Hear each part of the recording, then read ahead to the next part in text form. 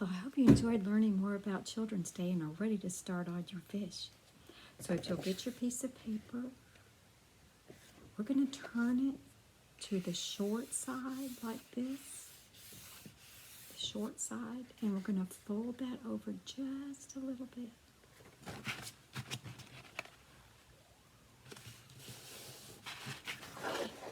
So you can see I folded over the top just a little bit.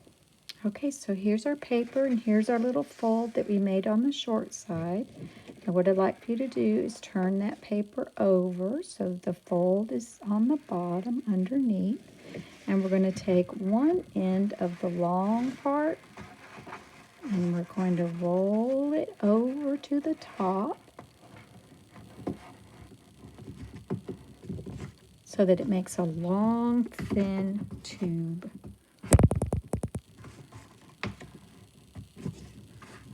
What I like to do is put my hand in the middle of the fold and press and then flatten it out.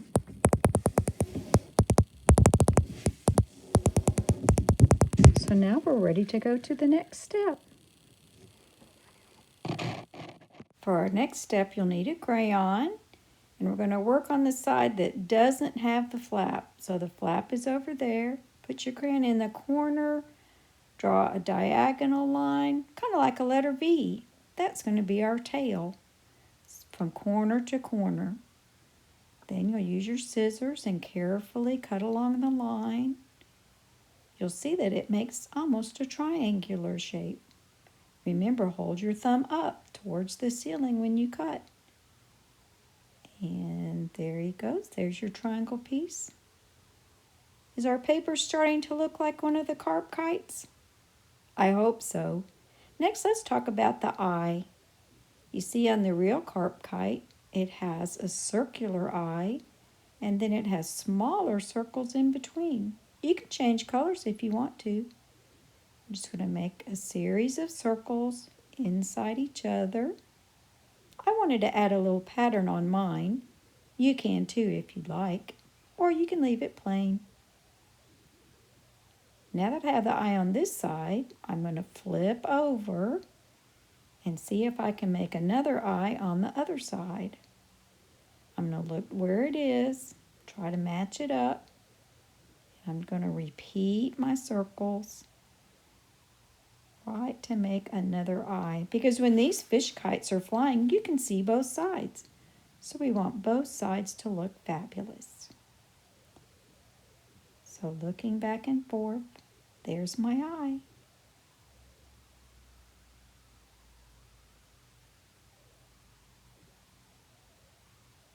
I'm going to get some more crayons. And next, let's look at those scales, the fish scales on the carps. They look like big curving bumps. And I'm going to repeat those. I'm going to repeat them 4 times, I think. You could do 3 or even 2 if you want. I like lots of scales on my carp kite.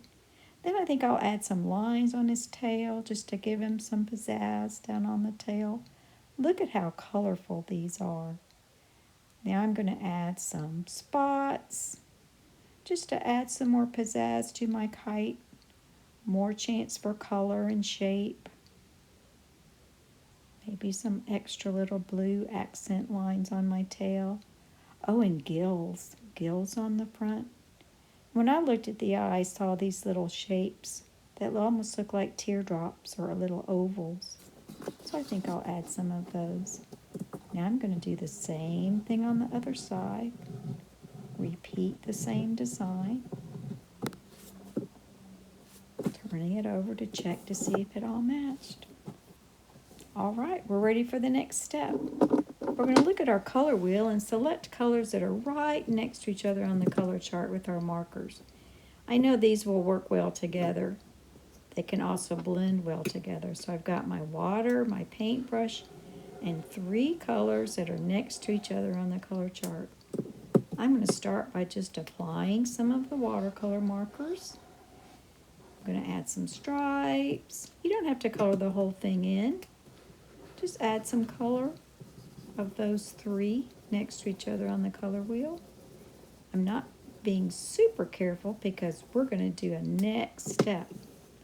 With our water, tap it so it doesn't drip. And look, when you blend on top with the water over the marker, it turns the marker into paint.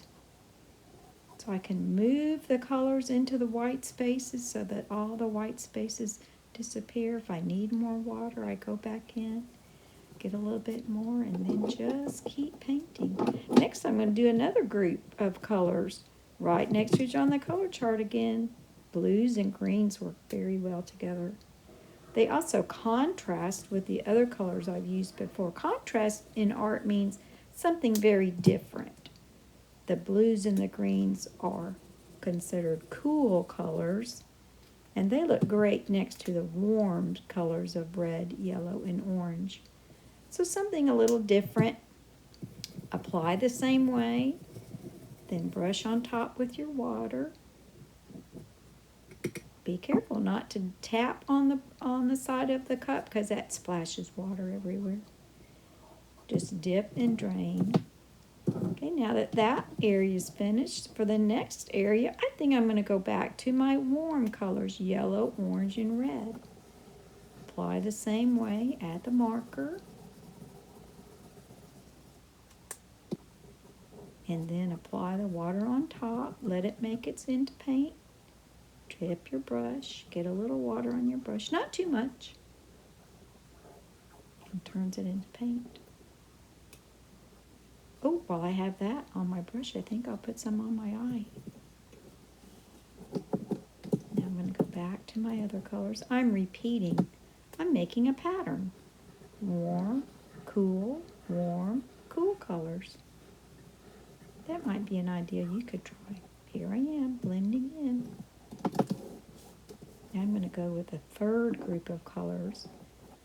Blue, violet, maybe a red violet or a pink. I know those colors when they mix will make beautiful colors. Sometimes if you use others, it makes them look kind of browning, not very bright and colorful like the carp kites are in Japan. So I'm just brushing that out, making my paint move into all the white spaces.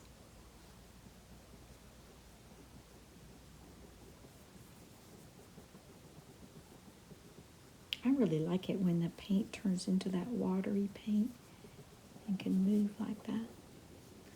Well, I have a little bit of that blue on my brush. I think I'm going to add some blue around my eye. Then I can't forget my spots. Same thing, add a little marker. Now if you get too much paint or water on your brush, you can use your paper towel to dab it off. Because if it gets too drippy, it doesn't work quite as well. So now I just need to let this side dry. All right, this side's dry. I'm ready to start the other side. You might want to take a break while it's drying and play outside or go do another activity and then do the other side later. Now I'm going to try to match what I did on the first side using the same warm and cool colors. There I am. Now we're ready to put it together. It's all dry, both sides. So I'm going to take my glue and just put it along the top opening. Remember, use your glue tip on the paper. You don't want to drip out big worms of glue. Then press that into place. I also found that adding a little bit of glue on the mouth fold helps hold that down. I'm going to do that on both sides. A little bit of glue, not too much. And just hold that down into place. All right, everything's dry now. I'm ready to hole punch. You can ask your mom or dad to help you. If you don't have a hole punch, they might be able to just push a little hole in there for you. You just need a little hole. And now the string through the hole. I'm going to put both strings together. Take this ends and make a loop. Now I'm going to take the ends of the string and push them up through the loop and pull, and that makes a little knot. Now my kite's ready to hang. Oh, let's open it up a little bit. Once it's dry, you can put your arm in and open it up carefully. You don't want it to tear. But his mouth is open so the wind can go through if we hang it outside. I hope you enjoyed making your carp kite as much as I did. Maybe you can hang it outside if it's not raining. And especially on May 5th, celebrate Children's Day. I wish you happiness and good health. Bye-bye.